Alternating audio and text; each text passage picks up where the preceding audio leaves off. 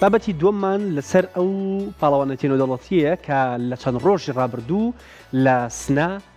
بەڕێوە چوو، یعنی ڕۆژ بە تیپی نابینایان و بەشداری کردو تەنها بە جیاوازی یەک خاڵ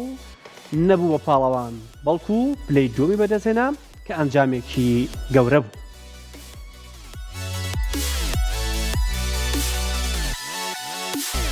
ئەوە تیپی نابینایان یانی ڕۆژە کە پلەی دووەمی پاڵەوانێتی سنەی نێودەوڵەتی بەدەستهێنا. ئەمەش یەکێکە لە سەروەریەکانی تری یانەی وەرزشی ڕۆژ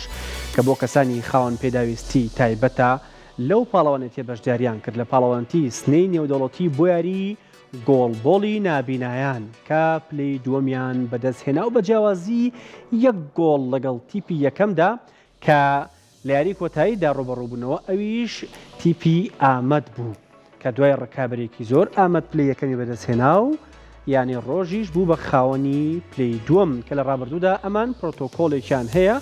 لە بەرەو پێشچوونی یاری وەرزشکارانی خاوەن پێداویستی تایبەت یارە جیاوازەکان. هاوکات کە سنە بە دوو تیپ بەشداری کردبوو A و B،